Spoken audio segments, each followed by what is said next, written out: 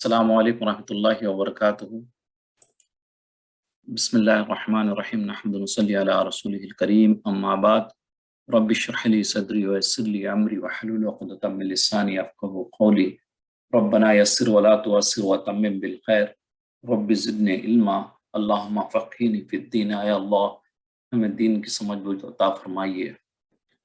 जैसा कि आप लोग सब जानते हैं, आज इंशाअल्लाह हमारा मुकम्मल होगा कुरान। इंशाअल्लाह कोशिश करेंगे इसे। औज़ु बिल्लाहि मिनश शैतानिर रजीम। बिस्मिल्लाहिर रहमानिर रहीम। एक्चुअली हमने ये क्लासेस भी पूरी डिटेल में पढ़ी थी आखिरी के 10 सूरतों में। उसमें बहुत सारी चीज़ें फिर रिपीट हो रही हैं। कोशिश करता हूँ मैं थोड़ा ब्रीफ में हम आगे बढ़ जाएं ताकि जो है आज क्लास को मुकम्मल करें। लिइलाफ़ि कुरैश, कुरैश के मानूस करने के सबब। इलाफ़िहिम रिहलत शिताइ वस्सैफ, यानी इनको जाड़े और गर्मी के सफ़र से मानूस करने के सबब। फलयअबुदू रब्ब हाज़ल बैत, लोगों को चाहिए कि इस नेमत के शुक्र में इस घर के मालिक की इबादत करे। अल्लज़ी अतअमहुम मिन जूइन व आमनहुम मिन खौफ, जिसने इनको भूख में खाना खिलाया और खौफ से अमन बख्शा। इसके डिटेल में इसलिए मैं उसको ज़्यादा डिटेल में नहीं किया हूँ, यहाँ पे हम उसको पढ़ते हैं। सूरे में कबीले कुरैश का जिक्र है, जैसे कि आम सबको पता ही है, जो कि मक्के मुअज़्ज़मा में आबाद थे और हज़रत इस्माइल अलैहिस्सलाम की औलाद में से थे। और हमारे पैगम्बर नबी करीम सल्लल्लाहु अलैहि वसल्लम भी इसी कबीले में से थे। और बैतुल्लाह की और चाह ज़मज़म की जो है ना रिस्पॉन्सिबिलिटी इन्हीं को थी। हरम शरीफ की भी और बैतुल्लाह की भी कुरैश के पास थी। इसका नाम इसीलिए जो है वो सूरह कुरैश से मौसूम है। इस सूरत में अल्लाह ताला कुरैश को अपना एहसान याद दिलाते हैं कि अरब कबाइल के बाहम जब पहले जो अरब ट्राइब्स थे, उनमें छोटी-छोटी बात पे झगड़े होते थे, जंग होती थी। एक पीढ़ी खत्म हो जाती, जैसे दादा लड़ते थे, तो लड़के जब उनका इंतकाल हो जाता होने से पहले वो बोल के जाते थे अपने बेटे को कि भई ये जंग को तुम जारी रखना, उनसे हमारी दुश्मनी है। उन्होंने फलाने वक़्त बिल्कुल छोटे-छोटे चीज़ों पे, जैसे एक खेत में कोई दूसरा ऊँट आके उनके खेत में खा लिया, उस पे लड़ाई झगड़ा शुरू हो गया। तो वो एक बाप दादा की लड़ाई पोते तक लड़ते थे। इतनी जो है ना इसमें ये थी। लेकिन जहाँ पे हरम था, वहाँ पे जो है जो कुरैश आबाद थे, वो इलाका जो है ना बड़ा सेफ था। वहाँ पे कोई लड़ाई झगड़ा नहीं होता था। और जो है ये लोग सर्दी और गर्मी में अपने तिजारती सफ़रों को लेकर जो आपके बिज़नेस के लिए जो ऊँट वग़ैरह से जाते थे, शाम जो सीरिया कहते हैं और यमन, उसमें जो है ना बग़ैर खौफ़ के जाते थे। हालाँकि अतराफ़ में जो है ना काफ़ी लड़ाई झगड़े होते थे, वो लूट-मार मची हुई रहती थी। तो अल्लाह ताला उनके एहसान अल्लाह ताला याद दिला रहे हैं कि भाई तुमको जो है ना इतने हालात ख़राब थे सारी दुनिया में अतराफ़, लेकिन हमने आपको जो है हिफ़ाज़त भी दी और जो है रिज़्क़ भी दिया, दौलत भी दी। चुनांचे इरशाद फरमाया लिइलाफ़ि कुरैशिन इलाफ़िहिम रिहलत शिताइ वस्सैफ, कुरैश आदी हो गए यानी जाड़े, विंटर और गर्मी समर के सफ़र के आदी हो गए। यानी कुरैश की आदत थी कि साल भर में तिजारत की बिज़नेस के लिए जो है ना 2 दफ़ा वो लोग जाते थे। एक जो विंटर में यमन की तरफ जाते थे और समर में शाम, सीरिया जो कहते हैं उसकी तरफ जाते थे। लोग इनको अहले हरम वाले हैं ये बोल के जो है ना उनके खिदमत भी करते थे। ये मक्के की हरम की खिदमत करने वाले हैं बोल के उनको जो है बहुत इज्जत व एहतराम से देखते थे और इनकी खिदमत भी करते थे। और इनको तिजारत में इसका जो है ना काफ़ी बिज़नेस में उनको काफ़ी नफ़ा भी आता था। फलयअबुदू रब्ब हाज़ल बैत अल्लज़ी अतअमहुम मिन जूइन व आमनहुम मिन खौफ, इसलिए बोल रहे हैं बस तुम रब ये घर वाले की इबादत करो जिसने तुमको हरम वाले की रब की यानी इबादत करो, खाने काबा के मालिक की इबादत करो, जिसने तुमको भूख में खाना दिया और खौफ यानी हर तरफ लड़ाई झगड़े हो रहे थे तो उसमें जो है तुमको अम्न दिया। यानी इस घर के तुफैल तुमको रोज़ी भी दी, अमन चैन भी दिया।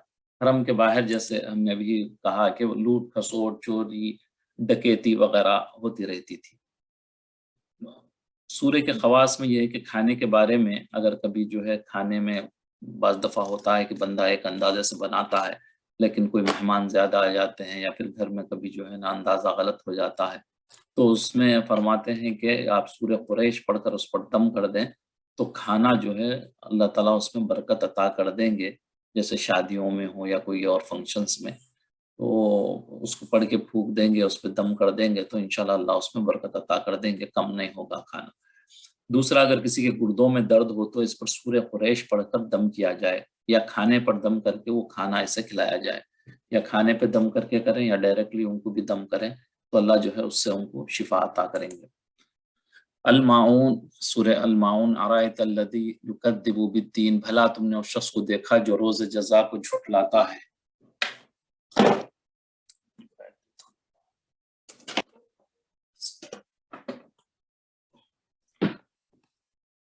جو روز جزا کو جھٹلاتا ہے، یعنی کہ آخرت کے دن کو جھٹلاتا ہے۔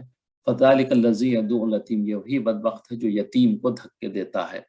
ولا یحض علی طعام المسکین، اور فقیر کو نہ کھانا کھلانے کے لیے لوگوں کو، خود تو کھلانا دور بات ہے، لوگوں کو بھی ترغیب نہیں دیتا بلکہ ان کو پھٹکاتا ہے کہ بھی نہیں کھلاؤ ان کو۔ فویل للمصلین، تو ایسے نمازیوں کی خرابی ہے، الذین ہم، کیسے لوگوں کی، جنہوں نے الذین ہم عن صلاتہم ساہون، جو نماز کی طرف غافل رہتے ہیں، الذین ہم یراؤون، جو ریاکاری کرتے ہیں، دکھاوے کے لیے چیزیں کرتے ہیں، وہ یمنعون الماعون، اور برتنے کی چیزیں، چھوٹی چھوٹی چیزیں جو انسان اپنے پاس ہوتی ہیں، جیسے کہ اب گھر میں آپ کے کوئی چیز ہے، نمک ہے، شکر ہے، کسی کی کم ہو جائے وہ دینے سے بھی باز آتے ہیں، دیتے نہیں۔ کوئی چھوٹی موٹی چیز ہے، آپ کے سوئی دھاگا ہے، یا کوئی استعمال کی کوئی چیز کسی پڑوسی کو ضرورت پڑے، کوئی رشتہ دار کو ضرورت پڑے تو وہ بھی نہیں دے۔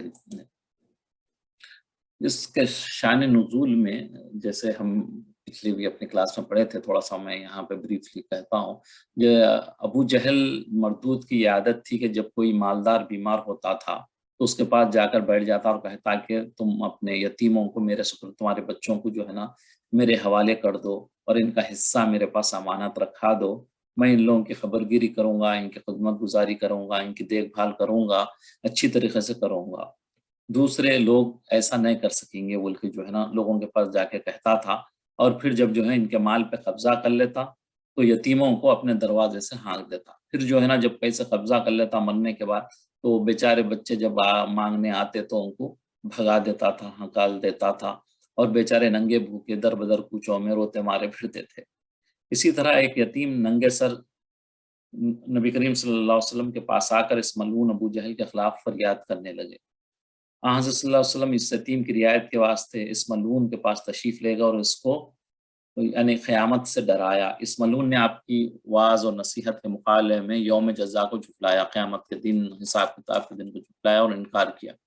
حضرت صلی اللہ علیہ وسلم رنجیدہ ہو کر جب واپس تشریف لائے تو یہ صورت نازل ہوئی۔ بعض مفسرین نے لکھا ہے سورہ کا مقصود میں محتاجوں، بے کس اور بے سہار لوگوں کی امداد کرنا، ان کی مدد کرنا، انسانیت کی ہمدردی اور غمخواری کا صحیح جذبہ پیدا کرنا، اور ارکان دین میں نماز یعنی خدا کی اطاعت اور بندگی اور زکوٰۃ اور صدقات وغیرہ کی ادائیگی کی تاکید ہے یہ سورہ میں۔ اور دوسری طرف اشارہ یہ ہے کہ جس راہ کی طرف یہ رسول بلا رہے ہیں وہی انسانیت کی کامیابی، دین کی بھی کامیابی ہے اور دنیا کی کامیابی کا راستہ ہے۔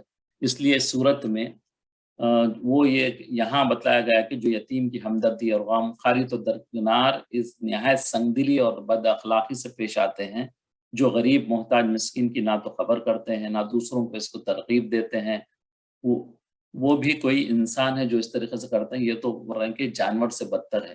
بھلا ایسے شخص کو دین سے کیا واسطہ ہوگا؟ وہ کیا جانے کہ نماز یعنی اللہ کی بندگی، اس سے مانگنا، اس کی عبادت کرنا، اس سے مناجات کرنا، وہ کیا اہتمام کرے گا؟ اور ایک ہی نماز کیا ہے، ایسے شخص کے دوسرے اعمال بھی ریاکاری اور نمود نماد کے ہو جائیں گے۔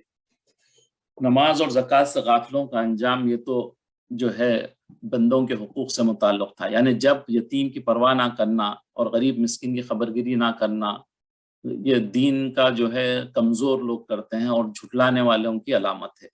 اور جو ہے ان کا پھر یہ اللہ کے حقوق کیا کریں گے؟ جو یہ بندوں کے جو حقوق، جو چھوٹے موٹے جو حقوق ہوتے ہیں اس کو ادا نہیں کرنے والا، یہ بندوں کے حقوق سے بھی جو ہے، اللہ کے حقوق سے بھی جو ہے یہ غافل رہتا ہے۔ شرک کی ایک خاص شاخ یہ ہے کہ اور اس زکوٰۃ کو روکے رکھنا جو اسلام کا پل بدرجہ ہے، یہ بھی جو ہے نا شرک کی ایک شاخ بتا رہے ہیں۔ جو دکھلاوٹ کے لیے زکوٰۃ دیتے ہیں یا دکھاوے کے لیے نماز پڑھتے ہیں وہ بھی جو ہے نا उस शिर्क की एक ब्रांच है। फ़वैलुल लिलमुसल्लीन अल्लज़ीना हुम अन सलातिहिम साहून अल्लज़ीना हुम युराऊन व यमनउल माऊन। सो इससे साबित हुआ कि ऐसे नमाजियों के लिए बड़ी खराबी है जो अपनी नमाज को भूल बैठे हैं, यानी छोड़ देते हैं, जो ऐसे ही हैं कि रियाकारी करते हैं और ज़कात बिल्कुल नहीं देते। व यमनऊन अल माऊन की तफसीर में सहाबा ने लिखा है कि माऊन ज़कात है, और बाज़ का कौल है कि मामूली बर्तन बरतने की चीज़, मसलन जैसे डोल, पहले पानी निकालने के लिए डोल होता है, कुल्हाड़ी है, जब आजकल के हिसाब से समझिए आप स्क्रू ड्राइवर है या ड्रिल मशीन है या कोई घर में पतीली या भगोना या कोई और चीज़ है, पानी है या नमक है, या फिर गैस किसी के ख़त्म हो जाए तो कुछ बदल के तौर पे दी जाए, इस किस्म की चीज़ें जिनके दे देने का दुनिया में आम रिवाज है, वो मांगने वाले से इसको भी रोकते हैं। और ऐसी रोज़मर्रा की ज़रूरत की चीज़ भी अगर कोई मांगे तो देने से इनकार कर देते हैं। ये बुख़ल की इंतहा है कि वो अदना से अदना चीज़ को भी अपने से जुदा नहीं कर सकता। तो ज़कात तो दूर की बात है, ये ज़कात और अल्लाह के रास्ते में खर्च कहाँ कर सकेंगे ऐसे लोग जो है इतनी चीज़ें जो छोटी-छोटी इस्तेमाल की चीज़ें होती हैं उसको भी जो है नहीं देते। सूरह माऊन के ख़ुसूसियात में जो आदमी किसी बर्तन पर इस सूरत को पढ़कर दम करे वो बर्तन टूटने से महफूज रहेगा, और जो आदमी सुबह को किसी से बात करने से पहले इस सूरत की तिलावत को रोज़ाना का मामूल बना ले तो इसकी दुआ कबूल होगी। सुबह जो है आप नमाज के बाद, फजर के बाद किसी से बात किए बगैर अगर इस सूरत को पढ़ेंगे तो अल्लाह तबारक तआला हमारी दुआएं कबूल करेंगे। सूरह कौसर, इन्ना अअतैना कल कौसर, ए मोहम्मद सल्लल्लाहु अलैहि वसल्लम हमने तुमको कौसर अता फरमाई। फसल्लि लिरब्बिका वन्हर, तो अपने परवरदिगार के लिए नमाज पढ़िए और कुर्बानी करिए। इन्ना शाअनिया का हुवल अब्तर, कुछ शक नहीं कि तुम्हारा दुश्मन ही बे औलाद होगा, वही जो है गुमनाम होगा। यहाँ पे जो है कौसर में हज़रत खुदैजतुल कुबरा रज़ियल्लाहु ताला अन्हा से रसूलुल्लाह सल्लल्लाहु अलैहि वसल्लम के दो फर्जंद थे, क़ासिम और अब्दुल्ला, जिनके लक़ब तैयब और ताहिर थे। दोनों साहबजादों का, दोनों बेटों का एक के बाद जो है मक्के में इंतकाल होगा, एक पहले इंतकाल हुआ फिर दूसरों का इंतकाल होगा। तो मुशरिकीन में से आज़ बिन वाइल सहमी थे, उसने जो है एक साथ दूसरे मुशरिकीन ने ये कहा कि आपकी नस्ल कट गई, ख़त्म हो गई, अब जो बेटा नहीं रहा तो वो नस्ल आगे नहीं चलेगी।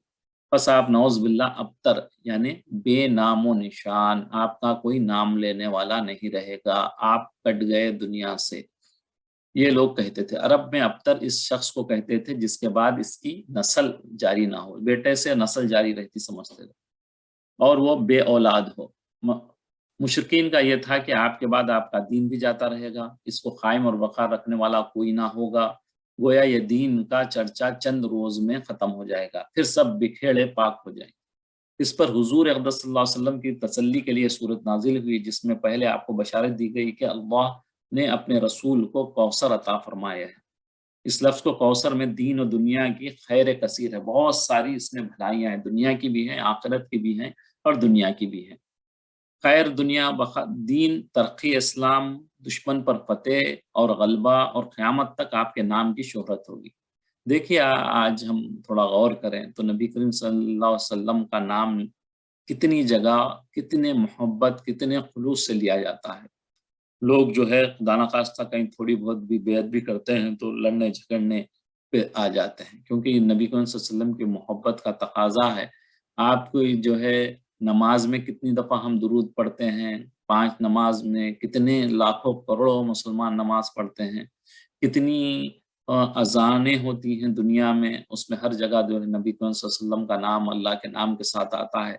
तो आपका नाम कितना फेमस और कितना मशहूर, कितना जो है अल्लाह ताला ने उसे ऊंचा किया। जो कहने वाले हैं उनका नाम मिट चुका है, लेकिन नबी करीम सल्लल्लाहु अलैहि वसल्लम का नाम सारी दुनिया में आज भी दिन रात में कई मर्तबा लिया जाता है।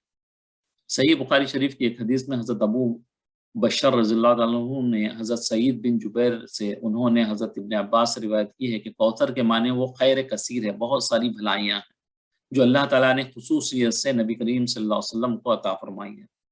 हज़रत अबू बशर रज़ियल्लाहु ताला अन्हु कहते हैं कि जुबैर से कहा कि लोगों का गुमान तो ये है कि कौसर एक नहर का नाम है जो जन्नत में है। हज़रत अबू सईद ने जवाब दिया, हाँ, वो जन्नत वाली नहर भी तो इससे खैर कसीर ही है।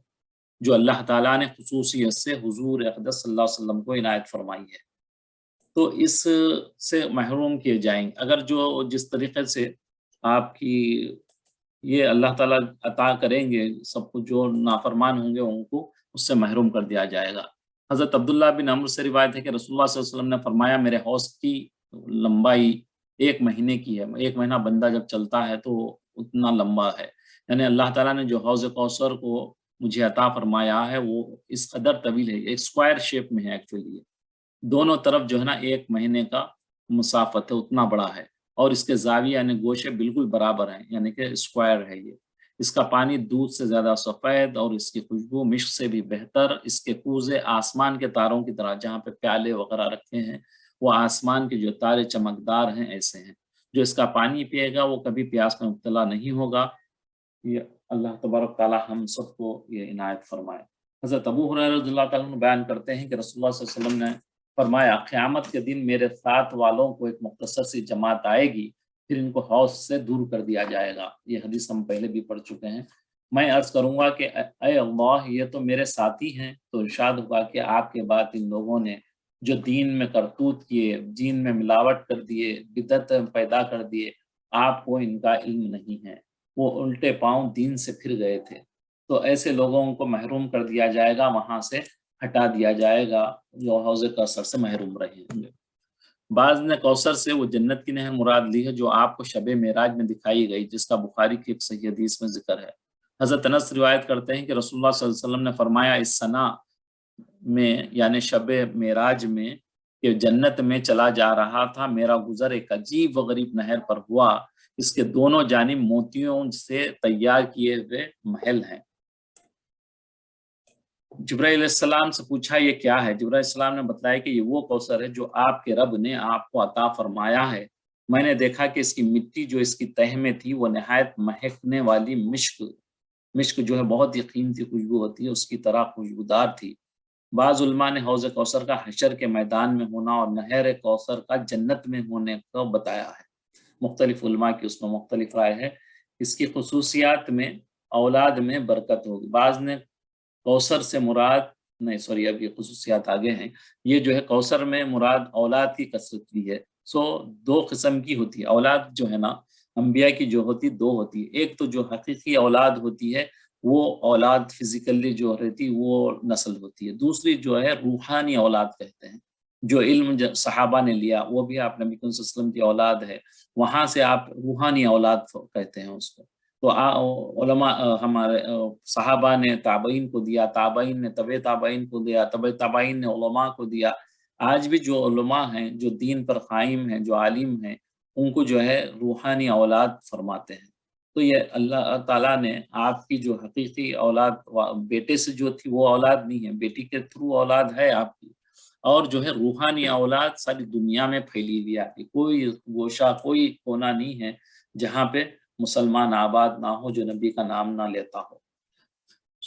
سورہ یا ایھا الکافرون، کافرون جو ہے، قل یا ایھا الکافرون، اے پیغمبر ان منکران جو انکار کرنے والے اسلام سے، ان سے کہہ دو کہ اے کافرو، لا اعبد ما تعبدون، جن بتوں کو تم پوجتے ہو ان کو میں نہیں پوجتا، ولا انتم عابدون ما اعبد، اور جس خدا کی میں عبادت کرتا ہوں اس کو تم عبادت نہیں کرتے، ولا انا عابد ما عبدتم، اور میں پھر کہتا ہوں کہ جن کی تم پرستش کرتے ہو، پوجا کرتے ہو، ان کی میں عبادت نہیں کرنے والا ہوں، ولا انتم عابدون ما اعبد، اور نہ تم اس کی بندگی کرنے والے معلوم ہوتے ہو جس کی میں بندگی کرتا ہوں، لکم دینکم ولی دین، تمہارا دن تم کو سلامت، میرا دن مجھے سلامت۔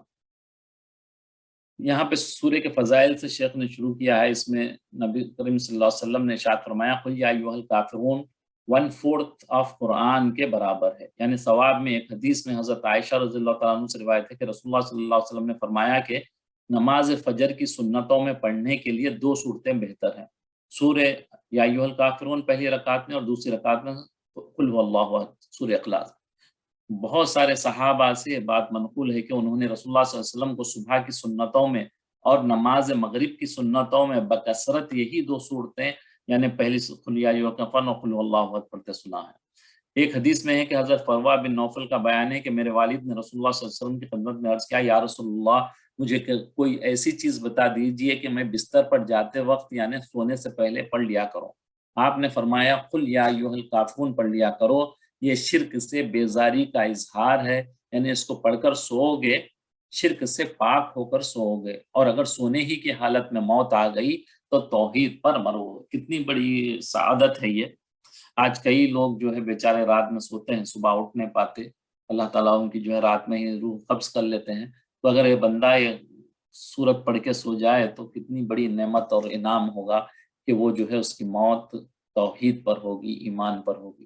حضرت جبیر بن مطعم فرماتے ہیں کہ رسول اللہ صلی اللہ علیہ وسلم نے ان سے فرمایا کہ کیا تم یہ چاہتے ہو کہ جب سفر جاؤ تو وہاں تم اپنے سب رفقا، اپنے ساتھیوں سے زیادہ خوشحال اور بامراد کامیاب لوٹو، تمہارا سامان زیادہ ہو جائے؟ تو انہوں نے عرض کیا، یا رسول اللہ صلی اللہ علیہ وسلم بے شک میں ایسا چاہتا ہوں۔ تو آپ نے فرمایا کہ آخر قرآن کی 5 صورتیں، سورہ کافرون، سورہ نصر، سورہ اخلاص، سورہ فلق، سورہ ناس پڑھا کرو، اور ہر سورے کو بسم اللہ الرحمن الرحیم سے شروع کرو۔ حضرت جبیر فرماتے ہیں کہ اس وقت میرا یہ حال تھا کہ سفر میں اپنے دوسرے ساتھیوں کے مقابلے میں میرے پاس کام بھی، پیسہ بھی کم تھا، چیزیں بھی کم تھے، بڑا خستہ حال تھا میں۔ جب سے رسول اللہ صلی اللہ علیہ وسلم کی اس تعلیم پر عمل کیا، میں سب سے بہتر حال میں رہنے لگا۔ اور حضرت علی سے روایت ہے کہ ایک مرتبہ نبی کریم صلی اللہ علیہ وسلم کو ایک بچھو نے کاٹ لیا، تو آپ نے پانی اور نمک منگایا اور یہ پانی کاٹنے کی جگہ پر لگاتے جاتے تھے اور قل یا ایھا الکافرون، قل اعوذ برب الفلق، قل اعوذ برب الناس پڑھا کرتے تھے۔ اس سورے کے فضائل پہلے لکھ دیے ہیں حضرت۔ اور ایک روایت میں ہے کہ قریش نے رسول اللہ صلی اللہ علیہ وسلم کو اول تو یہ دعوت دی، اور جو ہے نا اس سے پہلے بھی ہم پڑھ چکے ہیں کہ پہلے دعوت یہ دیے تھے کہ ہم آپ کو اتنا مال دیں گے کہ تم مکے میں سب سے زیادہ مالدار ہو جاؤ گے، اگر تم جس عورت کو چاہو گے ہم تم کو ان سے نکاح کر دیں گے، اور جو ہے لیکن ہمارے معبودوں کو برا بھلا مت کرو، تمہیں مال چاہیے مال لے لو، تمہیں سرداری چاہیے تو سرداری لے لو، تمہیں کوئی عورت سے نکاح کرنا ہے تو وہ عورت سے نکاح کر لو، لیکن ہمارے معبودوں کو، ہم جس کو پوچھتے ہیں ان کو برا بھلا کہنا ترک کر دو۔ اگر آپ یہی نہیں مانتے تو پھر ایسا تو کر لو، کم سے کم کمپرومائز کر لیں گے، ہم کیا کریں گے، 1 سال جو ہے نا آپ ہمارے معبودوں کو پوجو، بندگی کرو، اس کی عبادت کرو، اور 1 سال آلٹرنیٹ ایئرس، 1 ایئر ہم جو ہے سب مل کے کریں گے، ہمارے بتوں کو پوجو آپ بھی، اور دوسرے سال جو ہے ہم آپ کے معبودوں کو پوجیں گے۔ تو اس کے میں جو ہے نا یہ صورت جب نازل ہوئی تھی، یہ واقعے کے بعد یہ صورت نازل ہوئی، جب مشرکوں نے آپ صلی اللہ علیہ وسلم کو دعوت دی کہ آؤ کچھ لو اور کچھ دو، کمپرومائز کر لیں گے، تھوڑا آپ دو تھوڑا ہم لیتے ہیں، آپ تھوڑا پیچھے ہٹو ہم تھوڑا پیچھے ہٹتے ہیں، آپ تھوڑا آگے آؤ ہم تھوڑا آگے آتے ہیں، اس کی بنیاد پر ہم آپس میں کمپرومائز کریں گے، 1 سال آپ ہمارے خداؤں کی عبادت کر لینا اور 1 سال ہم آپ کے اللہ کی عبادت کریں گے۔ اس صورت نے ایمان، کفر، مشرکین کے درمیان حد فاصل، دونوں کے درمیان جو ہے فاصلہ بنا دیا، دونوں کا ڈفرنس بتا دیا ہے کہ توحید اور شرک 2 بالکل ڈفرنس چیزیں ہیں، دونوں ایک دوسرے کے اپوزٹ ہیں، دونوں میں جو ہے نا کمپرومائز کی کوئی صورت نہیں ہے۔ یوں کفار کی امیدوں کا خاتمہ ہو گیا، وہ امید کر رہے تھے کہ شاید یہ ہو جائے گا، لیکن وہ کلیئرلی جو ہے منع کر دیا، ہمیشہ کے لیے واضح کر دیا کہ ایمان میں کفر کی ملاوٹ نہیں ہو سکتی۔ آج بھی جو ہے نا بعض چیزیں دنیا میں ہو رہے ہیں، بھائی ان کے جگہ پہ جا کے آپ بیٹھ جا رہے ہیں، ان کے فنکشنز میں شرکت کر لے رہے ہیں، یہ بالکل منع اور حرام ہے۔ ان کے ساتھ کوئی بھی غیر اللہ کے پاس، حتیٰ کہ آپ جو ہے جو مسلمان ہی سمجھے جاتے ہیں، جیسے درگاہ، جیسے ان چیزوں پہ جھنڈے پلانے، ان چیزوں پر بھی آپ ان کے فنکشن میں، ان کے پروگرامز میں شامل نہیں ہونا چاہیے۔ سورہ کافرون کا خواص میں جو آدمی سورہ طلوع آفتاب سے، یہ ہم پڑھ چکے ہیں، تلاوت کا معمول رکھے گا طلوع آفتاب پہ اور غروب آفتاب کے بعد، یعنی کہ فجر کے بعد اور مغرب کے بعد کرتے رہے گا تو وہ شرک سے محفوظ رہے گا، اللہ تبارک تعالیٰ اس کو شرک سے محفوظ رکھ لیں گے۔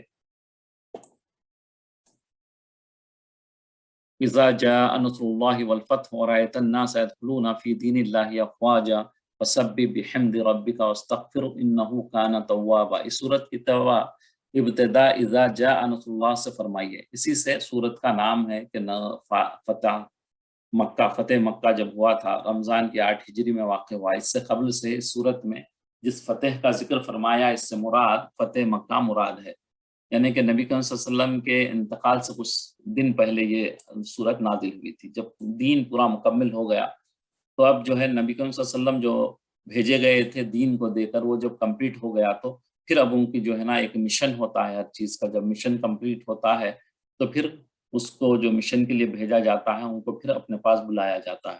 تو حضرت صلی اللہ علیہ وسلم کی وفات کی خبر ہے اس صورت میں. امام احمد رحمۃ اللہ نے حضرت ابن عباس کا قول نقل کیا ہے کہ جب اذا جاء نصر اللہ نازل ہوئی تو رسول اللہ صلی اللہ علیہ وسلم نے فرمایا مجھے میری وفات کی اطلاع دی گئی ہے. اس صورت کی فضیلت میں حضرت انس کی ایک حدیث میں ہے کہ ثواب میں یہ چوتھائی 1/4 کے برابر ہے. امام مسلم نے حضرت عائشہ کا قول نقل کیا ہے کہ سورت کے نزول کے بعد رسول اللہ صلی اللہ علیہ وسلم سبحان اللہ و بحمدہ استغفر اللہ و اتوب الیہ زیادہ پڑھتے تھے. اور حضور اقدس صلی اللہ علیہ وسلم نے فرمایا تھا کہ مجھے میرے رب نے اطلاع دی تھی کہ ان قریب تم اپنی امت کے اندر ایک نشانی دیکھو گے، جب تم وہ علامت دیکھو تو سبحان اللہ و بحمدہ استغفر اللہ و اتوب الیہ پڑھنا. چنانچہ وہ نشانی دیکھ لی تھی آپ نے، تو اس کے بعد جو ہے آپ یہ پڑھنا شروع کر دیے تھے. اور جو ہے آپ یہ سورت فتح مکہ کی طرف اشارہ کرتی ہے. سورت 10 ہجری میں نازل ہوئی تھی. اس کے نزول کے بعد نبی کریم صلی اللہ علیہ وسلم صرف 70 دن آپ بقید حیات تھے. اس کے بعد جب یہ سورت نازل ہوئی تو آپ نے فرمایا مجھے میری موت کی اطلاع دی گئی ہے. تو اسی لیے اس میں جو ہے نا یہ آخری سورت ہے جو نبی کریم صلی اللہ علیہ وسلم اس کے بعد 70 دن کے بعد آپ کا انتقال ہو گیا. سورہ نصر کے خصوصیات میں جنگ میں دشمن کے خلاف فتح حاصل کرنے کے لیے اپنے کسی ہتھیار پر سورہ نصر کو نقش کر لیا جائے تو فتح حاصل ہوگی. جو لوگ جال وغیرہ پھینکتے ہیں پانی کے، اس پہ بھی اگر کوئی چیز پہ لکھ کے اس کو جال کو پھینکا جائے تو بہت ساری مچھلیاں پکڑنے میں آئے گی. تب سورہ المسد تبت یدا جس کو ہم کہتے ہیں، تبت یدا ابی لہب وتب، ابو لہب کے ہاتھ ٹوٹے اور وہ ہلاک ہو گیا. ما اغنی عنہ مالہ وما کسب، نہ تو اس کا مال ہی اس کے کچھ کام آیا اور نہ وہ جو اس نے کمایا. سیصلی نارا ذات لہب، وہ جل بھڑکتی ہوئی آگ میں داخل ہوگا. وامرأتہ حمالۃ الحطب، اور اس کی جو بیوی جو بھی جو ایندھن سر پر اٹھائی، لکڑیاں جو اٹھا کے سر پہ لاتی تھی پھرتی تھی. فی جیدہا حبل من مسد، اس کے گلے میں وہی رسی جو گٹھا اٹھا کے لاتی تھی اس سے پھانسی پڑ گئی تھی. وہ جو ہے آپ کو یہ پہلے بتایا گیا تھا، اللہ تعالیٰ نے جو ہے پریڈکشن کیا تھا کہ یہ ایسے مرنے والا. حضور اقدس صلی اللہ علیہ وسلم پر آیت وَأَنذِرْ عَشِيرَتَكَ الْأَقْرَبِينَ جو آئی تھی تو نازل ہوئی تو اپنے قریبی عزیز رشتہ داروں کو عذاب الہی سے ڈرائیے. تو آپ نے مکے کے پہاڑ صفا جو ہے اس پہ چڑھ کر آپ نے فرمایا تھا، قبائل قریش کے نام سے لے کر پکارا تھا، اے قریش. جب سب جمع ہوئے تو آپ نے فرمایا کہ اگر میں تم کو اس بات کی خبر دوں کہ پہاڑ کے پیچھے دشمن آیا ہے جو ہم پر حملہ کرنا چاہتا ہے تو کیا تم میری بات کو سچ مانو گے؟ سب نے کہا بے شک ہم یقین آپ کی بات کا پکا یقین کرتے ہیں، آپ جو ہے آپ کا ہم اعتبار کرتے ہیں، آپ سب میں سے بڑھ کر آپ سب میں سچے ہیں، آپ ہم سب میں آپ سب سے زیادہ سچے ہیں.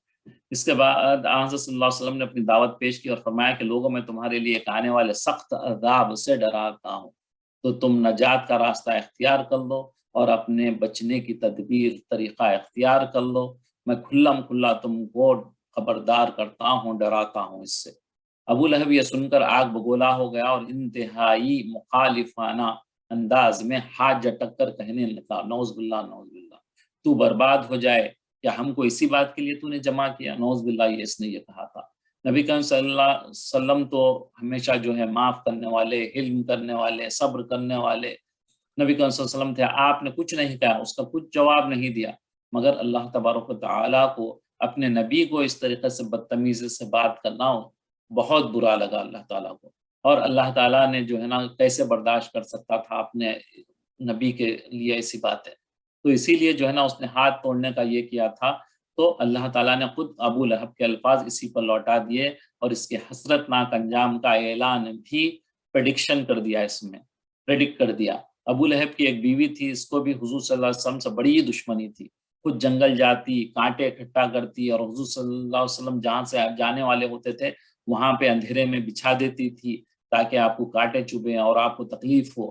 تو اس صورت میں دونوں کا انجام بتایا گیا ہے، دونوں کو بھی جو ہے نا اللہ تعالیٰ کیسے انجام تک پہنچایا اس کا جیسے جو ہے نبی کریم صلی اللہ علیہ وسلم سے بے پناہ محبت ابو بکر صدیق رضی اللہ تعالیٰ عنہ کرتے تھے، اسی طریقے سے ابو لہب ان کا اتنا ہی بڑا دشمن تھا۔ ابو لہب اس لیے کہتے ہیں اس کو، یہ جو ہے نبی کریم صلی اللہ علیہ وسلم کا چچا زاد بھائی تھا، سوتیلا چچا تھا، ایکچولی عبد المطلب کا بیٹا تھا۔ اس کا نام عبد العزا بھی تھا، عزا جو ان کے بتوں کے نام تھے، منات، عزا وغیرہ، اس کا اپنا نام اس کا بندہ بول کے رکھا تھا۔ یہ تین مشہور مشرکین عرب کے دیویاں تھے، لات، منات، عزا، اور ان کے بت بنا رکھے تھے، اس نسبت سے اس کا نام وہ تھا۔ اور چونکہ اس کا چہرہ بہت گولڈن سرخ ٹائپ کا تھا، خوبصورت تھا، لال جیسے ہوتے نا بعض لوگ، وہ ویسا تھا، تو اس کے چہرے کی سرخی اور چمک کی وجہ سے اس کو لہب کہتے تھے۔ لہب جو ہے شعلے کے آگ کو کہتے لہب، تو آگ کی طرح جیسے اس کا چہرہ دکھتا تھا، اس لیے اس کو لہب کہتے تھے۔ عبد المطلب چونکہ اپنے قبیلے کے بنو ہاشم کے سردار تھے، ان کی وفات کے بعد ان کی سرداری ان کے بیٹوں ابو طالب، ابو لہب کو ملی۔ ابو طالب کی مالی حالت اچھی نہیں تھی، لیکن ابو لہب خوب پیسے والا تھا، لیکن کفر میں آگے تھا بہت، حضور صلی اللہ علیہ وسلم کا دشمن پکا تھا۔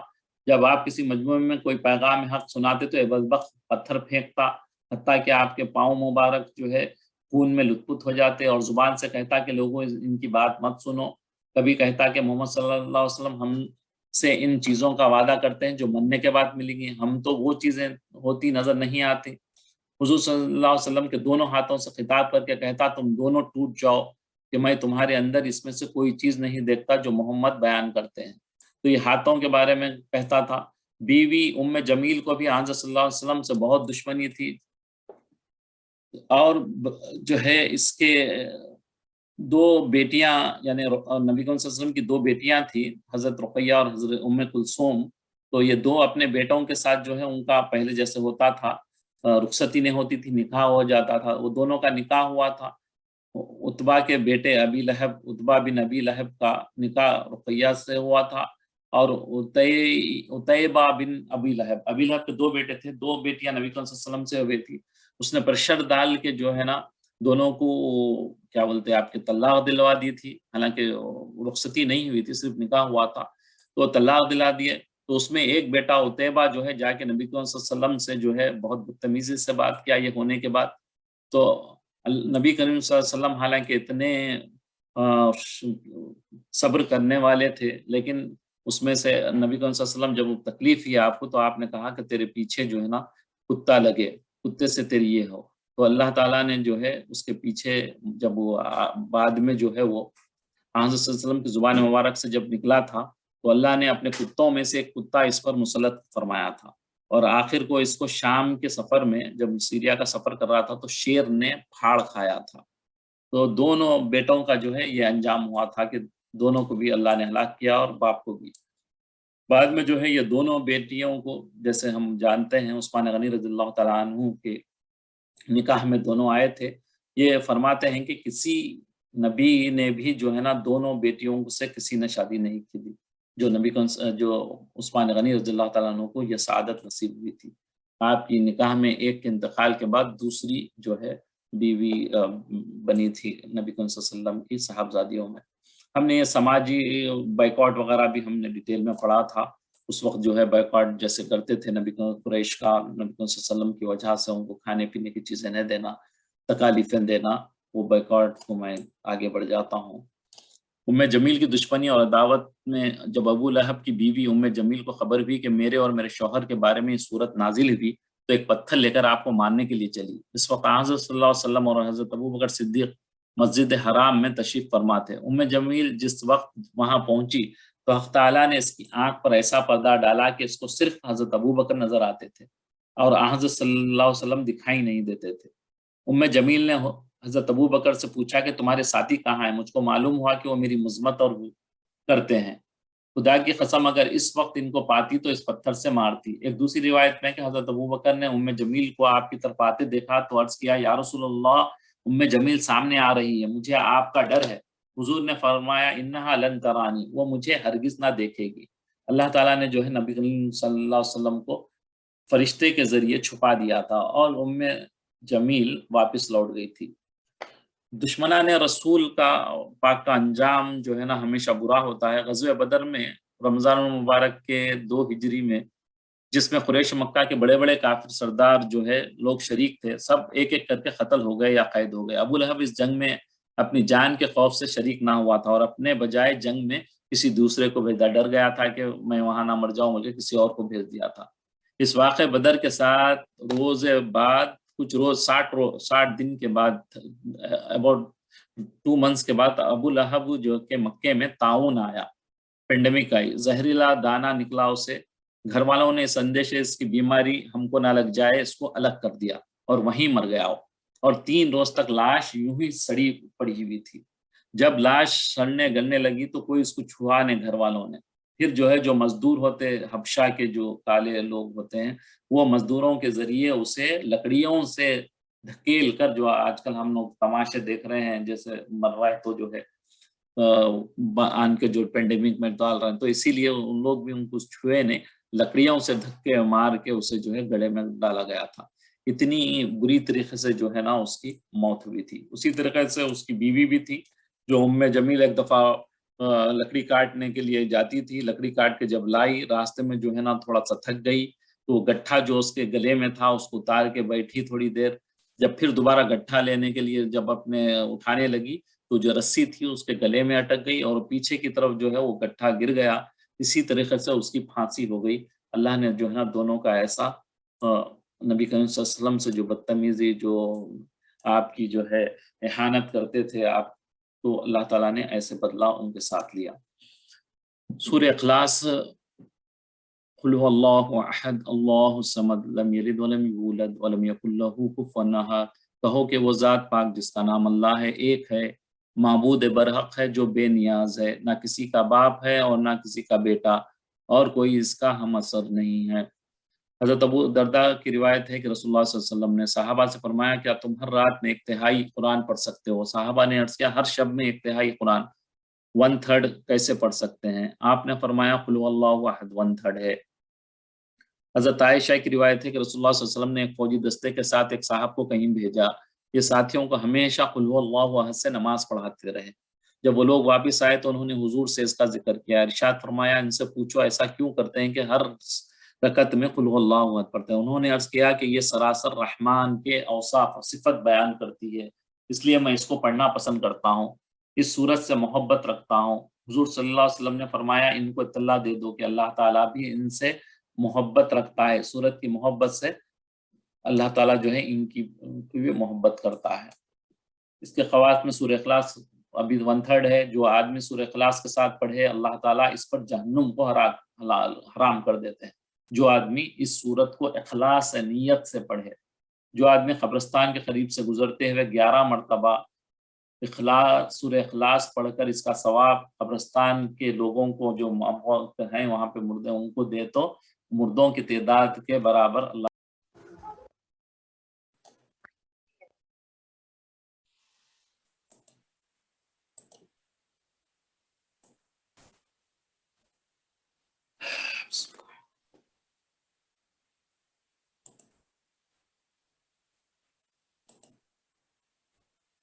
اپنے دل میں اخلاص پیدا کرنے کے لیے سورہ اخلاص کو پڑھنا، اس میں غور کرنا مفید ہے۔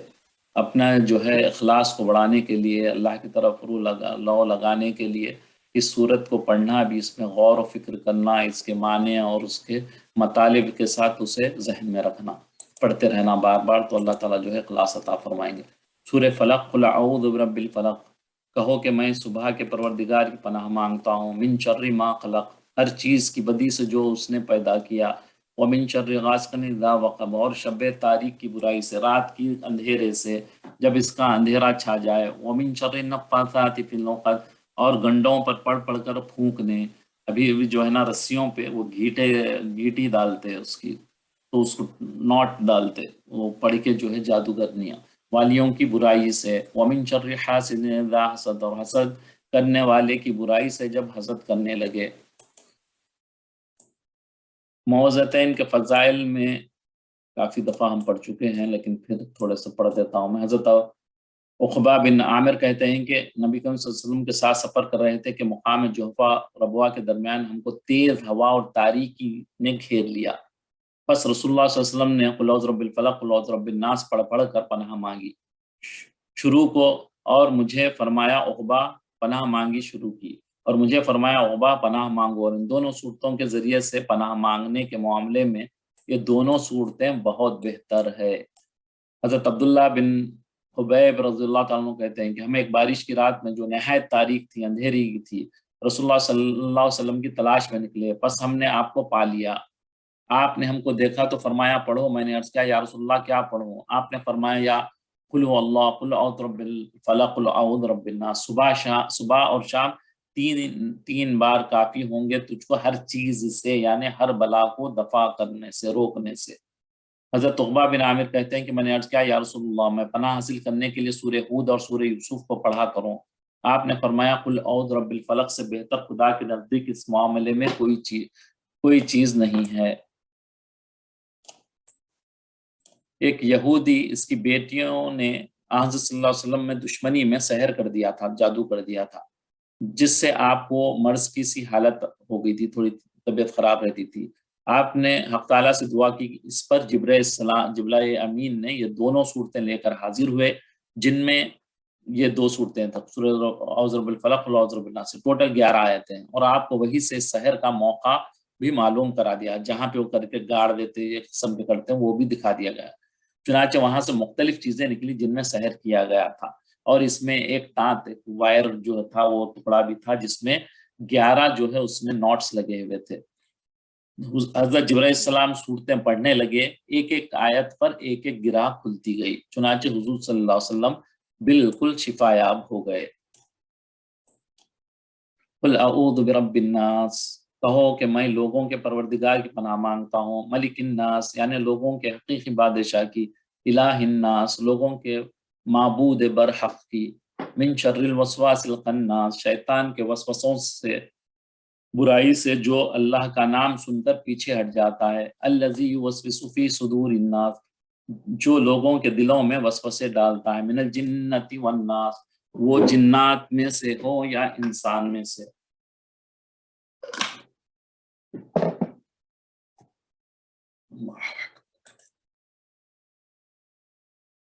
سورہ فلق کے رزق کی آسانی کے لیے سورہ فلق کو روزانہ پڑھنا مفید ہے۔ مخلوقات کے شر اور حسد سے بچنے کے لیے سورہ فلق کو روزانہ پڑھیں، انشاءاللہ حفاظت ہوگی۔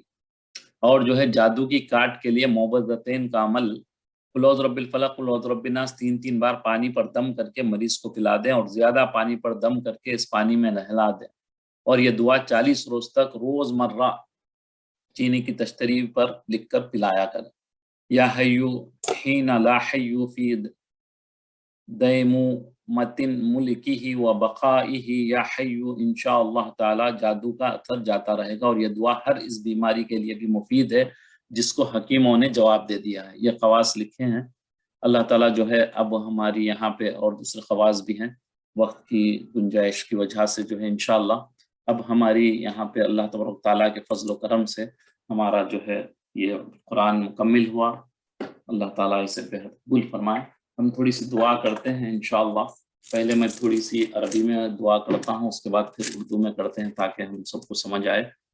بسم اللہ الرحمن الرحیم، اللہم لک الحمد انت قیوم السماوات والارض ومن فیہن، ولک الحمد انت ملک السماوات والارض ومن فیہن، ولک الحمد انت نور السماوات والارض ومن فیہن، ولک الحمد انت الحق ووعدک الحق ولقاؤک الحق وقولک الحق والجنة الحق ونار حق ونبینا حق ومحمد حق والساعة حق، اللهم لك أسلمت وبك آمنت وعليك توكلت وإليك أنبت وبك قاسمت وإليك حاكمت، أنت ربنا وإليك المصير، فاغفر لي ما قدمت وما أخرت وما أسررت وما أعلنت وما أنت عالم به مني، أنت المقدم وأنت المؤخر، أنت إله لا إله إلا أنت ولا حول ولا قوة إلا بالله۔ اے اللہ، تمام تعریفیں حمد و ثنا آپ ہی کے لیے ہے، زمین اور آسمانوں اور جو کچھ اس میں ہے اسے قائم رکھنے والے، حمد و ثنا آپ ہی کے لیے ہے۔ زمین و آسمان اور جو کچھ اس میں ہے اس کے بادشاہ، ساری حمد و ثنا آپ ہی کے لیے ہے۔ زمین و آسمان اور جو کچھ اس میں ہے اس سے منور کرنے والے حمد و ثنا آپ ہی کے لیے ہے۔ آپ ہی کے لیے تعریف ہے اور آپ ہی حق ہیں، اور آپ کا وعدہ برحق ہے، اور آپ سے ملاقات حق ہے، آپ کے سامنے پیش ہونا حق ہے، اور آپ کی ہر بات حق ہے۔ جنت بھی حق ہے، جہنم بھی حق ہے، اور انبیاء بھی حق ہیں، نبی کریم صلی اللہ علیہ وسلم بھی حق ہیں، اور قیامت بھی حق ہے۔ یا اللہ، ہم آپ کے فرما بردار ہیں اور آپ ہی پر ایمان لائے ہیں، اور آپ پر پورا بھروسہ کرتے ہیں، اور آپ ہی کی طرف رجوع کرتے ہیں۔ آپ ہی کے زور سے دین کے مخالفین کے مخالف ہوتے ہیں، اور آپ ہی کی طرف فیصلے لاتے ہیں۔ آپ ہی ہمارے رب ہیں، اور آپ ہی کی طرف ہمیں لوٹنا ہے، بس ہمیں بخش دیجیے جو کچھ ہم نے پہلے کیا اور جو کچھ ہم نے بعد کرنے والے ہیں، جو کچھ چھپا کے کیا ہو اور جو کچھ علانیہ کیا ہو، دکھا کر کیا ہو، جس کو آپ زیادہ جانتے ہیں۔ آپ ہی آگے بڑھانے والے ہیں اور آپ ہی پیچھے ہٹانے والے ہیں۔ آپ ہی ہمارے معبود ہیں، آپ کے سوا کوئی معبود نہیں، اور گناہوں سے بچانے والے آپ کے سوا کوئی نہیں، اور آپ کے سوا کوئی عبادت کے طاقت دینے والے نہیں، اور عبادت کی توفیق دینے والے نہیں۔ اللہ اکبر۔ سچ فرمایا اس عظیم اللہ نے جو ہمارا کارساز ہے، اور ان کو معزز رسول صلی اللہ علیہ وسلم نے پہنچا دیا، اور ہم گواہ ہیں اس پر جو کچھ فرمایا ہمارے رب نے، ہمارے خالق، ہمارے رازق، ہمارے مولا نے۔ اے اللہ، ہماری اس ختم قرآن کو بے حد قبول فرمائیے، اور درگزر کیجیے ہم سے ہماری بھول جو تلاوت میں ہوئی ہو، یا ایک کلمے کو اس کی جگہ سے تحریف کرنے میں، یا ایک حرف کو جلدی یا تاخیر کی شکل میں بدلنے میں، یا اس میں زیادتی یا کمی کرنے میں، تعویل میں، انداز کے علاوہ جس پر اسے آپ نے نازل فرمایا درگزر کیجیے۔ ہر قسم کا شک یا جلد بازی اس کی تلاوت کے دوران، سستی یا تیزی یا زبان کا ٹیڑھا پن یا نہ ٹہرنے کی جگہ وقف کرنا، یا غیر ادغام لفظ کو ادغام کرنا، یا اظہار کو کرنا بغیر وضاحت کے گزر گئے۔ ہر اس مد شد، حمزہ، جزم اور اعراب جو اپنے مقام سے مختلف ہو، اور ہماری طرف سے اسی لیے لکھ دیجئے مکمل کامل۔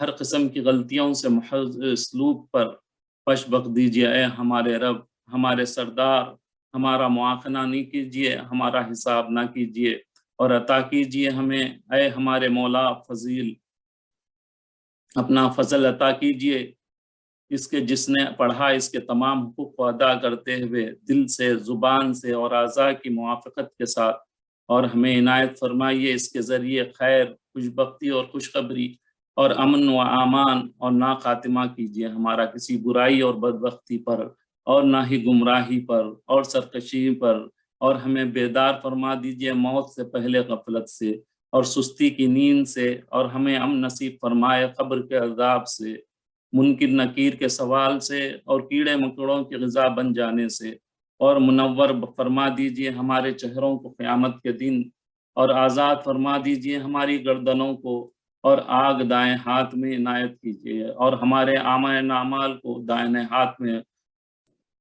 عنایت فرما دیجئے، اور آسان فرمائیے ہمارا حساب و کتاب۔ اے اللہ، ہمارے نیکیوں کے پلڑے کو بھاری فرما دیجئے، اور ہمارے قدموں کو پل صراط پر جما دیجئے۔ سکون عطا فرمائیے جنت کے درمیان میں، اور ہمیں نصیب فرمائیے پڑوس نبی کریم صلی اللہ علیہ وسلم کا۔ ہمیں عزت دیجئے اپنی ملاقات کے ذریعے۔ اے اللہ، اے کریم مولا، اے رحمان یا رحیم، یا اللہ، بے شک ہم نے، اے پروردگار، ہم نے اس قرآن کو زندگی گزارنے کا دستور بنایا، نہ دل کا سرور بنایا، نہ دل کا چین بنایا، نہ ہی دل کی بیماریوں کی شفا بنایا۔ یہ اگر پہاڑوں پہ اترتا تو سخت ہو جاتے، لیکن ہمارے دل تو پہاڑوں سے بھی زیادہ سخت نکلے، جو عظیم الشان کا بھی اثر نہ ہوا۔ ہم تیرے مجرم ہیں، معاف فرما دیجئے۔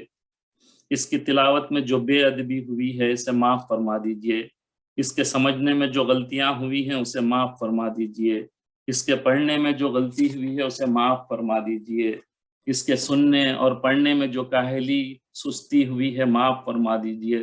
تیرا کلام چلتا رہا اور ہم نے بے توجہی، معاف فرما دیجئے۔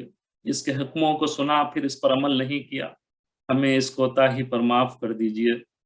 پھر اب اس پر مرتے دم تک عمل کرنے کی توفیق نصیب فرما دیجئے۔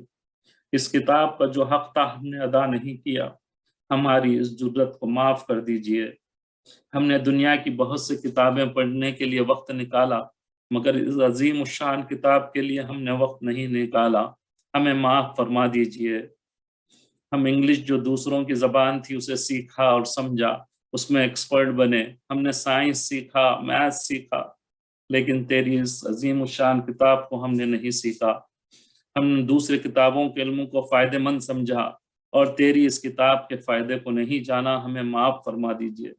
اب ہمیں اس کتاب سے پھر کبھی دور نہ فرمائیے، اسے روزانہ تلاوت جیسے تو نے نازل کیا ہے ویسے انداز میں کرنے کی سعادت عطا فرمائیے۔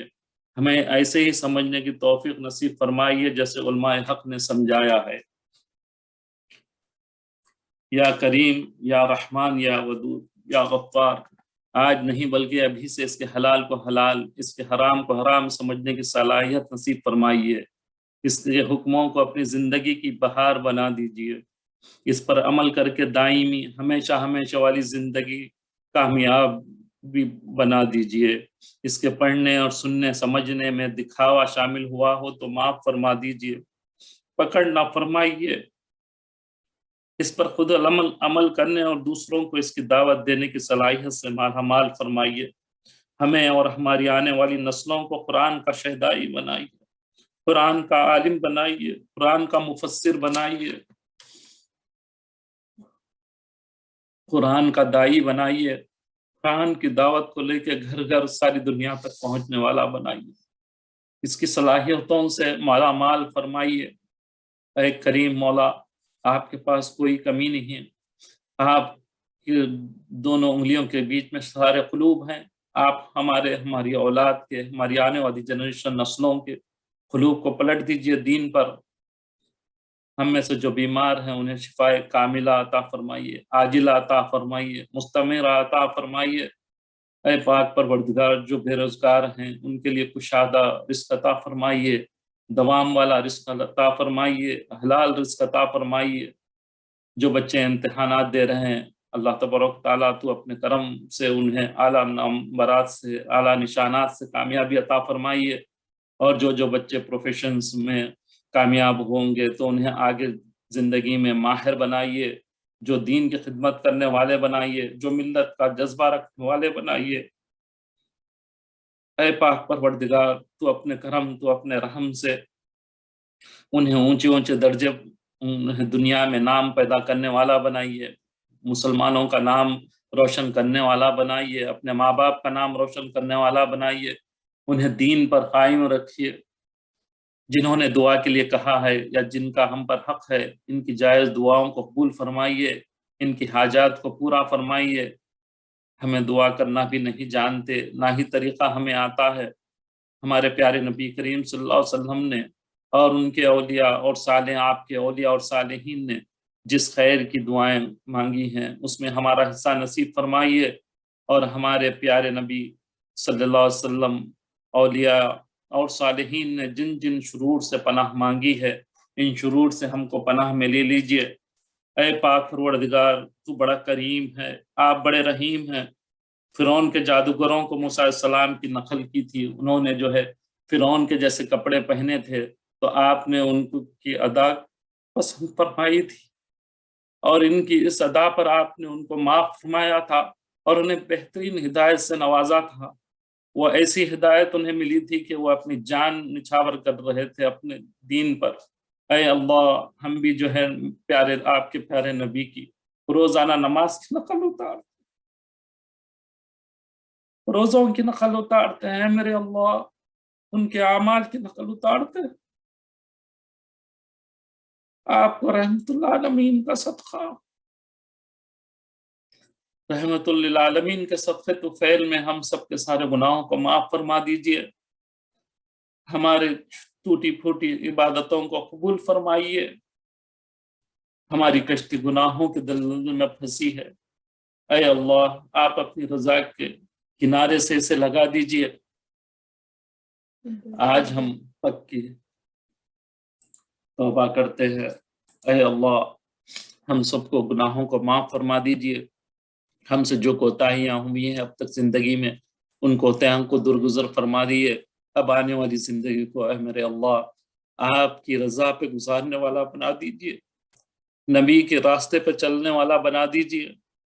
یا اللہ ہماری دعاؤں کو اپنے فضل و کرم سے نبی کریم صلی اللہ علیہ وسلم کے صدقہ طفیل میں قبول فرمائیے. اللہم صلی علی محمد وعلی آل محمد کما صلیت علی ابراہیم وعلی آل ابراہیم انک حمید مجید. سبحان ربک رب العزت عما یصفون وسلام علی المرسلین والحمد للہ رب العالمین.